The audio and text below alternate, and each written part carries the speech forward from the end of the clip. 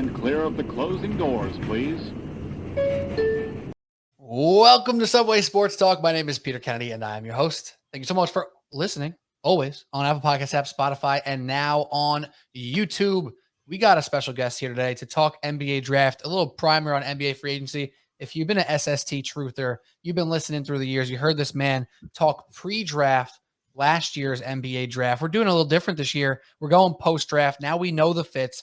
We know where the players went. We know who rose. We know who fell, plus some NBA free agency stuff. His name is Glynn Johnson. What's up, my brother? Thanks for having me, Pete. How you doing?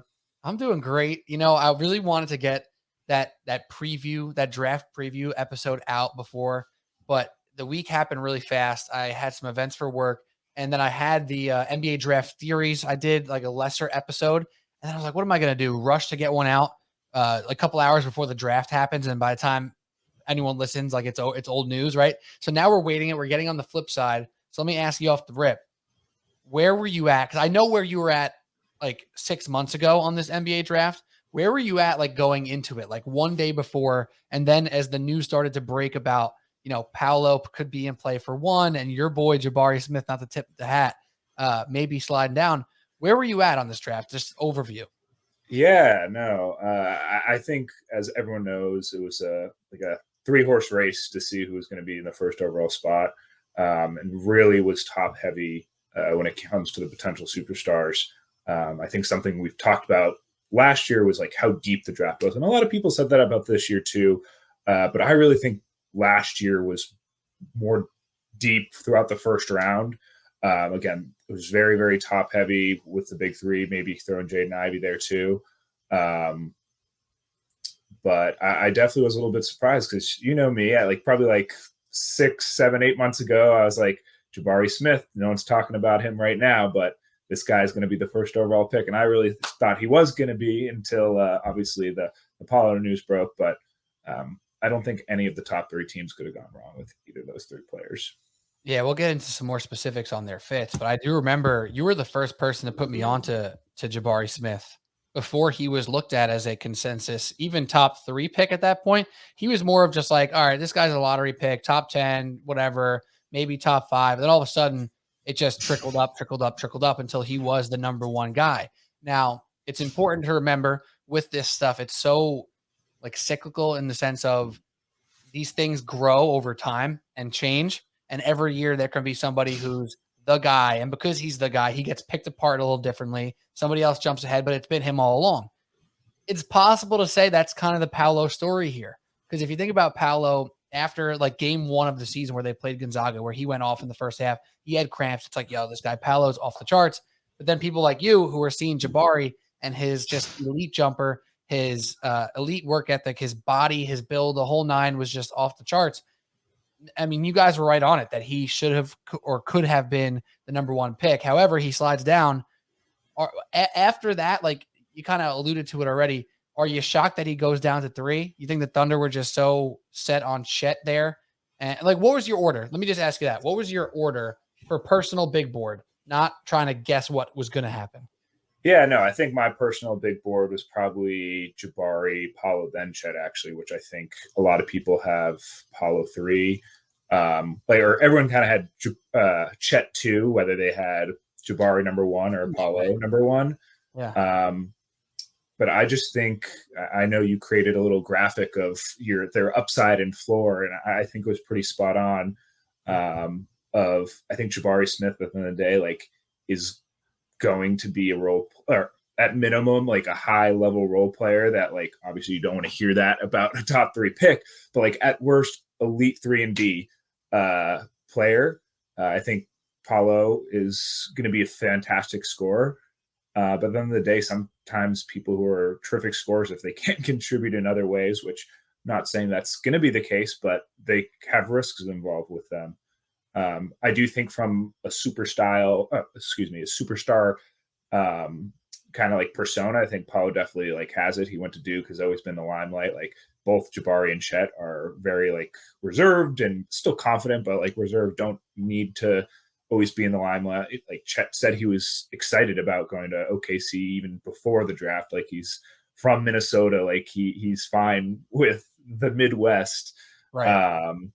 I do think Paolo hopefully will thrive. I think he's probably going to, I think if he went to Houston, or actually either of those three places, that he was going to be the rookie of the year, just from like what he'll put up statistically. But then the year, like stats aren't always what matter in contributing to like a winning basketball team, which is different because obviously Jabari Smith, I think, would thrive on a team with established superstars or a team with no superstars, where I think Paolo isn't the case. Like he needs to have the ball in his hands.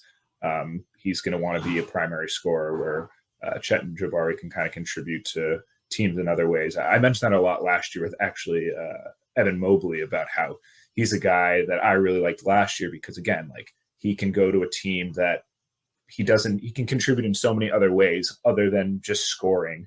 Obviously in Cleveland, there aren't necessarily as established superstars, but he played a tremendous role there as a defensive big that could also stretch to the floor on offense.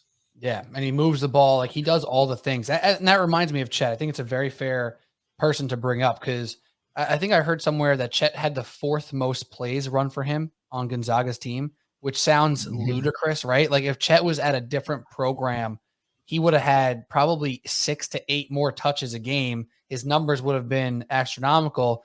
Does that get him number 1 pick? It might. It very well might. He was in play here, obviously, right? The one thing I do want to push back on with the Paolo stuff, because the reason why I had Paolo number 1 on my board was the passing and the playmaking.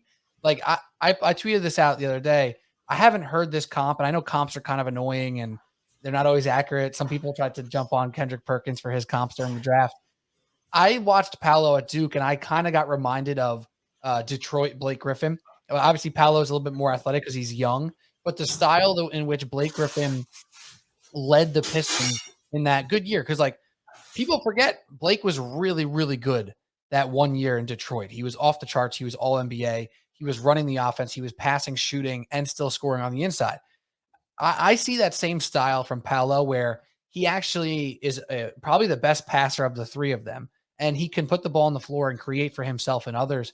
And he had a lot of people around him at Duke who also wanted the ball. So that was what pushed me over the hump on putting Paolo number 1, because the narrative was, oh, Jabari plays with others so well, especially if he has guards who want to throw him the ball, which was a problem at Auburn.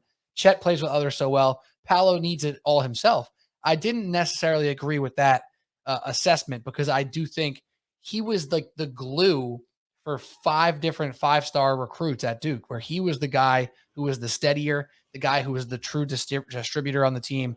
And yeah, he wanted the ball in his hands a lot, but it's not like he was pounding the rock to death, waiting for something to happen or just running, pick and roll 100 times. Like he was moving the ball, he was getting different spots, and the shooting, I do like the stroke in general, but I did like passing for Paolo as the number 1 skill for him.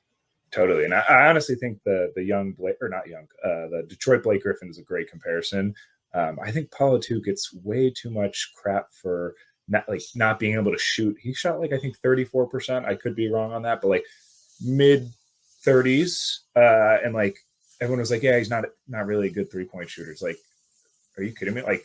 Sign me up for that. For a player that plays his position, his size, his build, that's great. And he has a great shooting stroke. I think for me though, with Jabari, he can switch, truly defend 1 through 5, and maybe a little bit biased towards my Celtics, but why were they in the finals? Yes, they have Tatum on offense and Jalen, but terrific defense, very switchable on all their plays. So that's what the NBA is these days. Was Detroit Blake Griffin on playing winning basketball? Yes. Yeah, for what it was worth, yes, it was. Comparatively, but comparatively, right. But you can't really judge it because the team was just gone. Yeah. The team was horrendous, and he carried them into the playoffs. Yeah, not that any of the top 3 teams, Orlando, OKC, or Houston, are going to play probably competitive basketball for a playoff spot anytime soon, but just at the end of the day, the type of player Jabari is why I like him so much. But again, I think Paolo's going to flourish and do great. I think they're all going to do great on the teams they're on. And speaking of Boston, as you said, you're a Boston Celtics fan, you're a Boston sports fan in general. Are you a masshole specifically? Oh, of course. I think that anyone who like any Massel is willing to admit they're Massel. Like Fair. you're So not going to get many people who get defensive about it. another masshole himself, Bill Simmons, obviously a Boston guy. Nothing to do with Boston, but I'm just segueing to him. He always brings up the idea of, can this guy who I'm talking about in the draft play in the NBA finals that I just watched? Like, can he find a role? Can he fit in that setting where it's every weakness is picked on? You need to have multiple strengths to survive, just not even to thrive, just to be playable on the court, right? And Jabari is the utmost best example of that exact thing. You can put him on any team in the NBA, Exactly. and he makes you better. And that's why it's so scary to go out on that ledge of saying, oh, I think Paolo's better. Because I made it, like you mentioned that graphic before, there's a much better chance that Paolo, his bottom drops out and it doesn't go well. There's like no chance that I could see Jabari not having a good career. It's like impossible to even fathom, which is really impressive to him, and just, goes to a testament of what he's done to create that jumper, which is just gorgeous. Yeah. And I think at the end of the day, like for all the listeners here too, it's like, I know everyone's always super optimistic about players' best case scenarios after the draft, but truly with Paolo, I don't see him, like if Paolo's a bust, like I think he'll always have, like if he stays healthy, knock on wood, that like he'll always have great stats. I think Paolo not having a successful career in my eyes is, does he not contribute on a winning basketball team?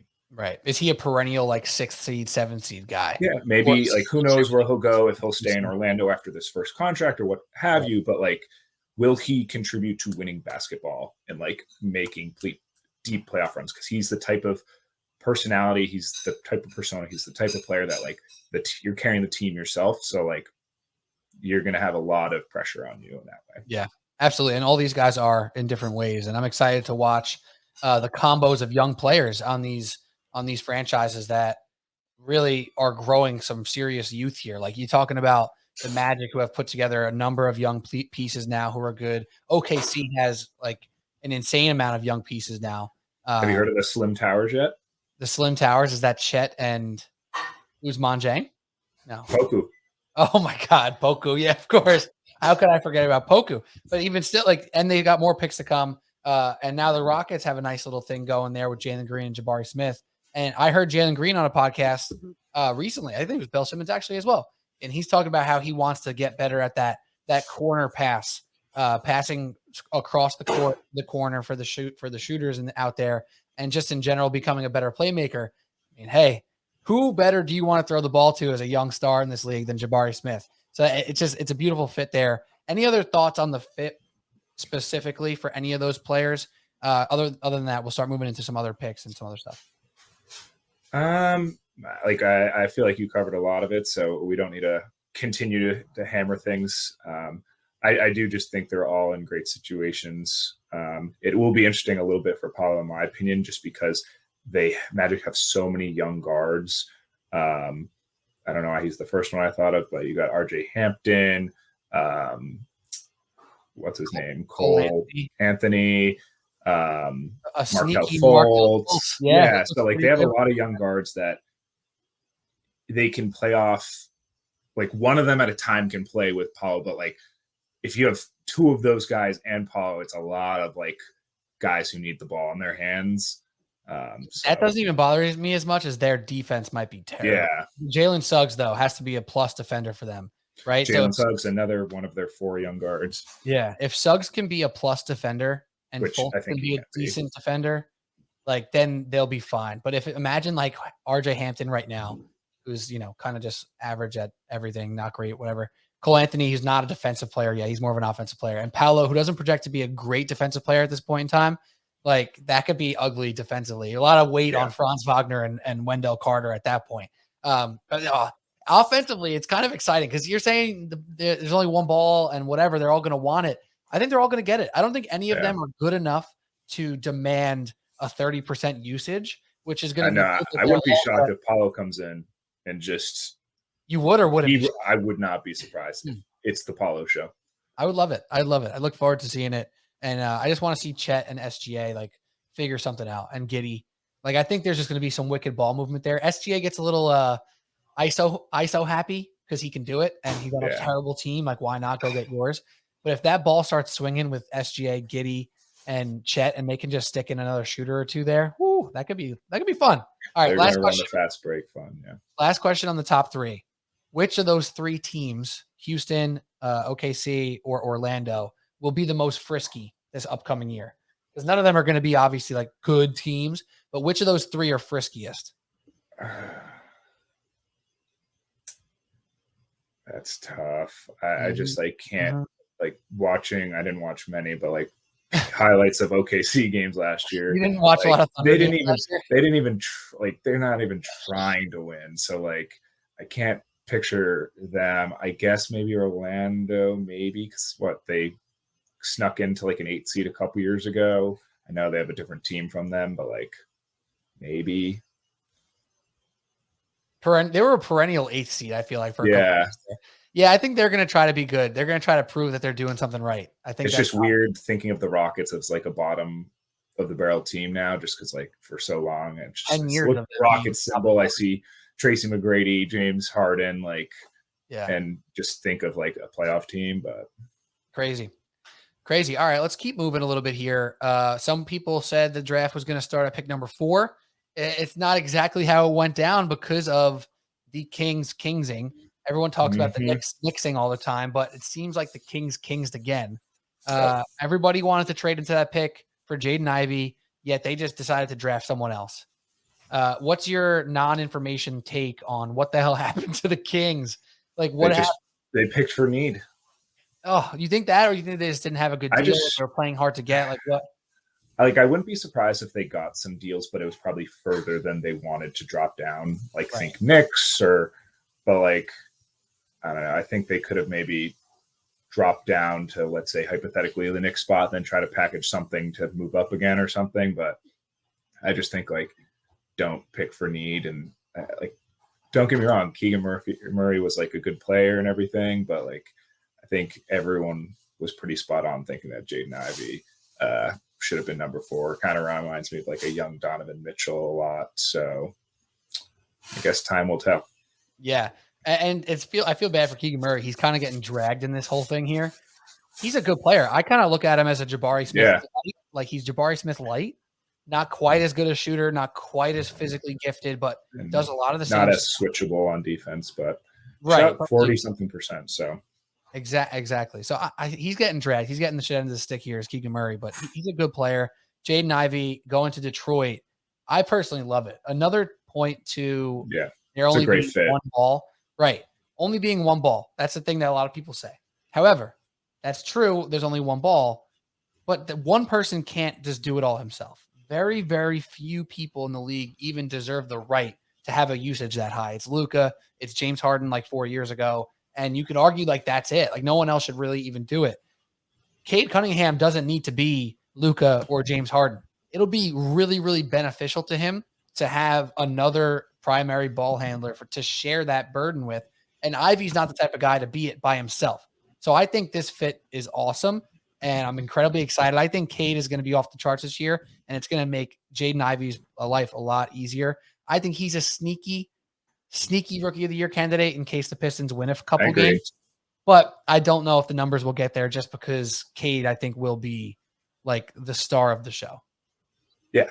No, they're going to be fun. I don't know if you saw that graphic. I forget what social media outlet posted it, but it was like Jaden Ivey, Cade Cunningham, Sadiq Bey, Isaiah Stewart, and Jalen Duran. Like they're going to have a young, fun team that they might not win a ton of games, but they're going to be young. They're going to be fun. I wouldn't be surprised if they kind of become, I don't know, I feel like the Hornets in the last year or two with LaMelo have become like a fun, youthful team that is very much within like the top of the basketball culture of the NBA. And I wouldn't be surprised if the Pistons kind of move that way as well.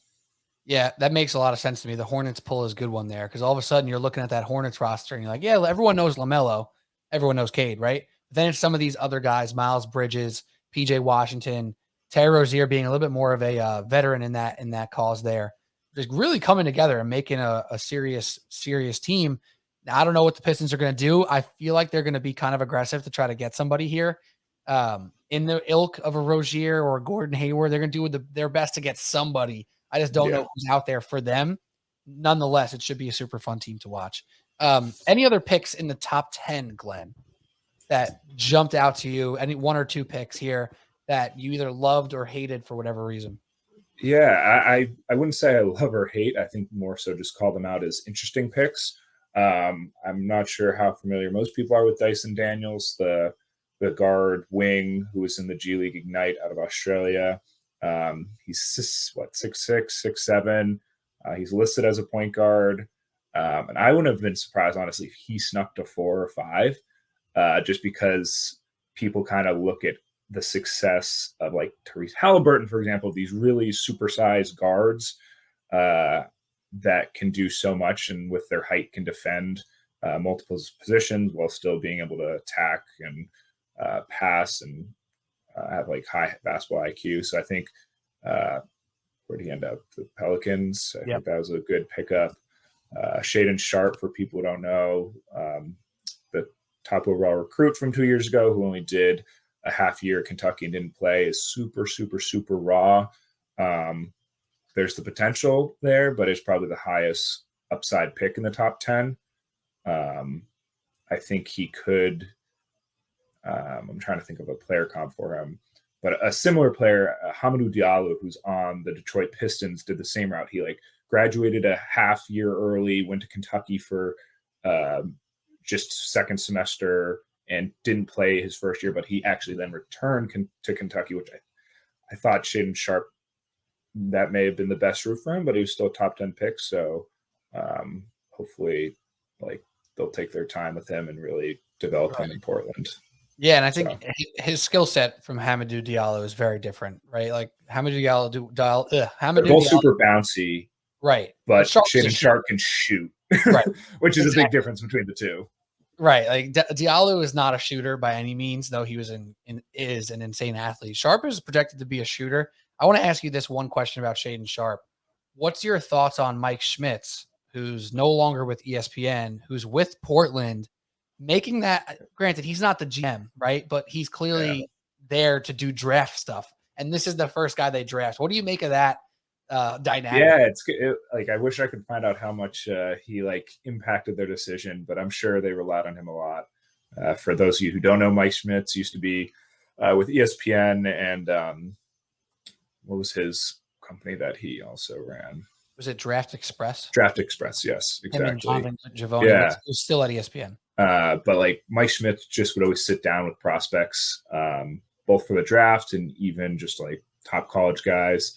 And like just review tape with them and made videos. And it was always so interesting to really see like kind of how the minds of players worked. And I don't know, I feel like you got to know the players a little bit more because it wasn't like a formal interview by any means.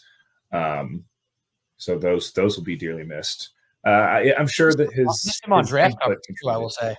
Yeah, no, definitely. And I feel like ESPN was starting to really utilize him more, just like not only on TV, like it used to be a lot of like digital video. Now is like he actually was on Sports Center doing stuff and all different ESPN shows. So we'll definitely miss seeing him around. Yeah, absolutely. On the Dyson Daniels front, I love the Halliburton pull because it's a feel thing, right? It's when you watch them and you're like, oh, it just seems like he's doing the right thing all the time.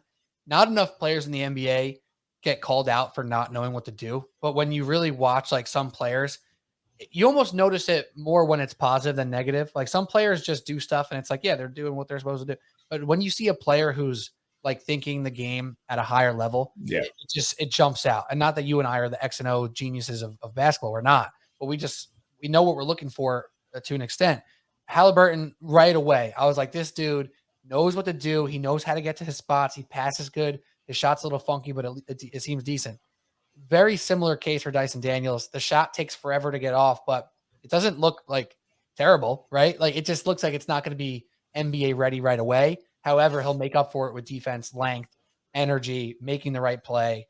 I look forward to seeing how that fits. And if he does become the defender that many people project him to be, listen, the Pelicans were frisky this past year, Glenn. We now have a CJ McCollum, Brandon Ingram led offense with a Dyson Daniels, Herb Jones led defense. That could be like kind of dangerous there. Who is the Pelicans free agent point guard? About to be free agent point guard.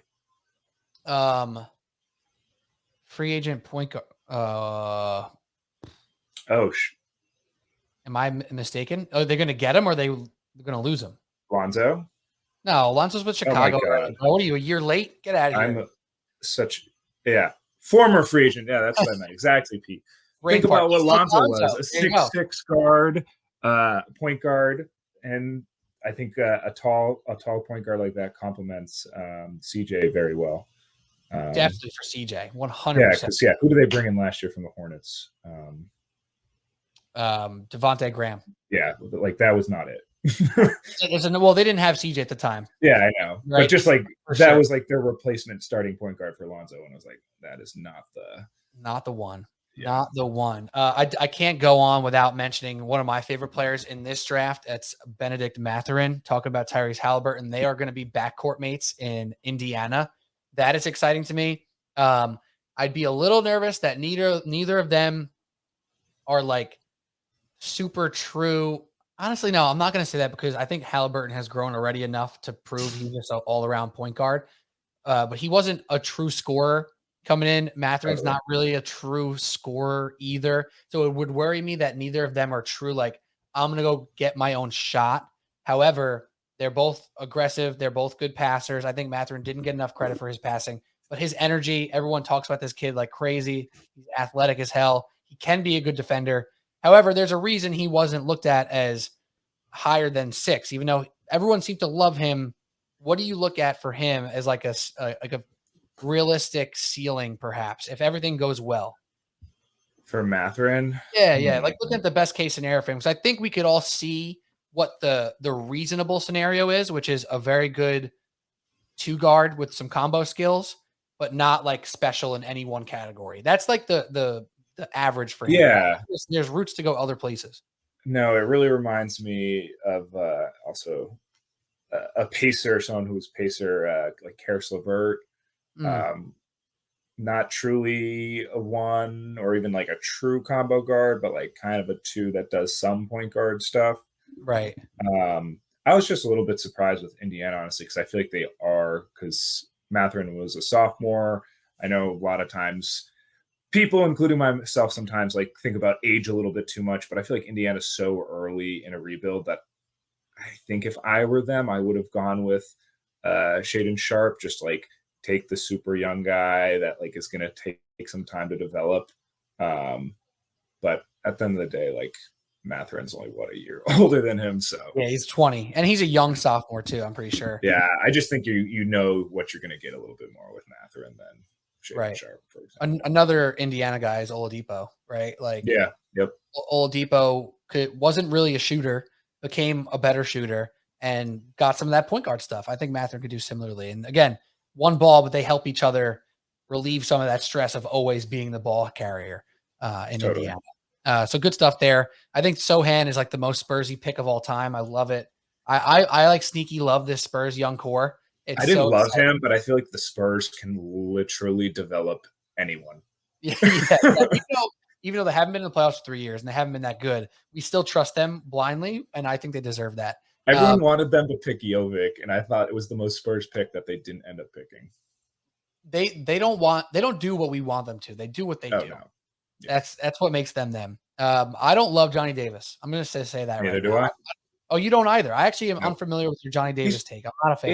It's just, think about how many players, and I'm like, I wish I had an example offhand, but just how many players who were like really good college scorers who like just like that doesn't equate to much in the NBA. And like that's just especially like a classic 2-guard.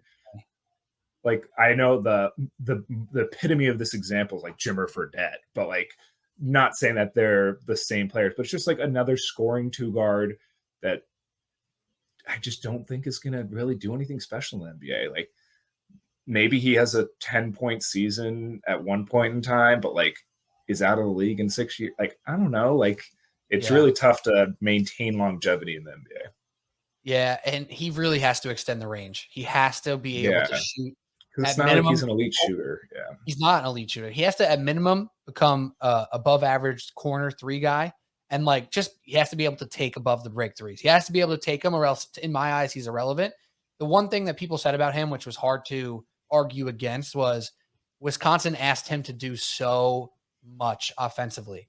So his numbers took a beating for it. He's forcing a lot of shots. He's attacking like relentlessly because he had no choice. That team wasn't very good. So that's the only argument I hear. I'm like, okay, maybe I should give him some slack here. But when I watched all his stuff, I was just like, I don't like that shot. I don't like that shot. Like, he's fighting, he's rebounding, he's athletic, he's going to grind. That's why I don't think he's out of the league in 6 years. I just don't think he's a starter. I think he's like a firm bench player in his career at best. So